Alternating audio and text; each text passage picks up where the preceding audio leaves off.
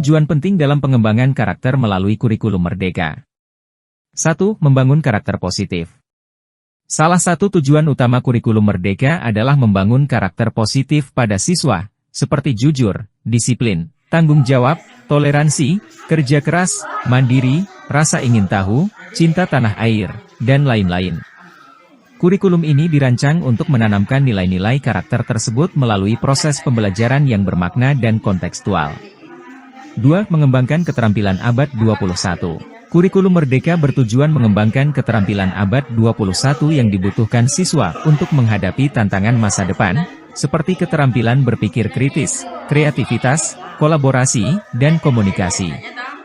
Pengembangan keterampilan ini sejalan dengan pembentukan karakter yang tangguh, adaptif, dan inovatif. 3. Menumbuhkan literasi dan berpikir tingkat tinggi.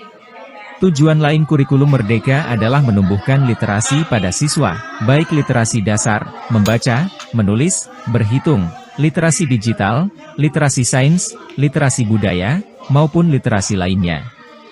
Selain itu, kurikulum ini juga bertujuan mengembangkan kemampuan berpikir tingkat tinggi, higher order thinking skills, HOTS, pada siswa. Kemampuan ini sangat penting untuk membentuk karakter yang kritis, analitis, dan memiliki keterampilan pemecahan masalah. 4. Memperkuat pendidikan karakter berbasis budaya.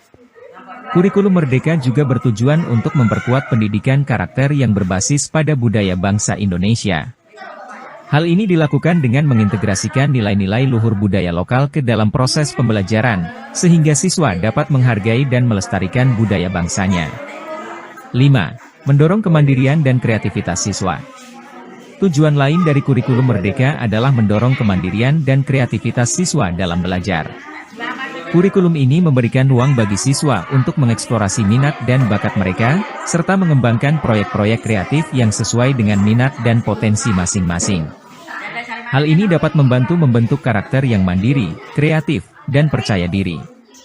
Dengan demikian, kurikulum Merdeka memiliki tujuan yang kuat dalam pengembangan karakter anak didik, melalui penguatan nilai-nilai positif, keterampilan abad 21, literasi dan berpikir tingkat tinggi, penghargaan terhadap budaya, serta kemandirian dan kreativitas siswa. Tugas praktik merupakan salah satu contoh yang baik untuk mengembangkan kemandirian dan kreativitas siswa. 1. Mengembangkan kemandirian dalam tugas praktik, siswa dituntut untuk mengerjakan tugas secara mandiri atau dengan bimbingan minimal dari guru. Mereka harus merencanakan, mengorganisir, dan menyelesaikan tugas tersebut dengan usaha sendiri. Hal ini dapat melatih kemandirian siswa dalam belajar, mengambil keputusan, dan bertanggung jawab atas proses dan hasil belajarnya. 2. Ruang untuk eksplorasi dan kreativitas tugas praktik seringkali memberikan keleluasaan bagi siswa untuk mengeksplorasi ide-ide dan metode yang kreatif dalam menyelesaikan tugas. Misalnya, dalam praktik seni rupa, siswa dapat bereksperimen dengan berbagai media dan teknik untuk menghasilkan karya seni yang unik dan inovatif. 3. Pembelajaran berbasis proyek. Tugas praktik seringkali berbentuk proyek, di mana siswa harus merancang, melaksanakan, dan mempresentasikan hasil proyeknya. Proses ini memberikan kesempatan bagi siswa untuk mengembangkan kreativitas, keterampilan pemecahan masalah, dan kolaborasi dalam tim.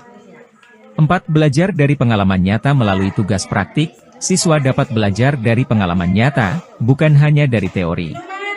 Mereka dapat mengaplikasikan pengetahuan yang diperoleh ke dalam situasi dunia nyata, yang membutuhkan kreativitas dan kemandirian dalam menghadapi tantangan dan masalah yang muncul. 5. Eksplorasi minat dan bakat. Tugas praktik juga dapat dirancang sesuai dengan minat dan bakat siswa, sehingga mereka dapat mengembangkan potensi diri secara maksimal. Hal ini dapat meningkatkan motivasi belajar dan mendorong kreativitas siswa dalam bidang yang diminati. Dengan demikian, tugas praktik dalam kurikulum Merdeka menjadi sarana yang efektif untuk mengembangkan kemandirian dan kreativitas siswa. Melalui pengalaman belajar yang autentik dan bermakna, siswa dapat melatih kemampuan berpikir kritis, memecahkan masalah, dan mengekspresikan diri secara kreatif. Praktik memasak di sekolah merupakan bagian dari pengembangan bidang pendidikan vokasional atau kejuruan yang berfokus pada keterampilan kuliner atau tata boga. Berikut adalah penjelasan lebih lanjut. 1. Pendidikan vokasional, vocational education. Pendidikan vokasional adalah program pendidikan yang dirancang untuk mempersiapkan siswa dengan keterampilan teknis dan pengetahuan yang dibutuhkan dalam berbagai bidang pekerjaan tertentu. Tujuannya adalah untuk membekali siswa dengan keterampilan yang dapat dimanfaatkan secara langsung di dunia kerja. 2. Bidang kuliner atau tata boga. Praktik memasak di sekolah termasuk dalam bidang kuliner atau tata boga, yang merupakan salah satu cabang dari pendidikan vokasional. Bidang ini berfokus pada pengembangan keterampilan dalam mempersiapkan, mengolah, dan menyajikan makanan serta minuman. 3. Manfaat praktik memasak di sekolah.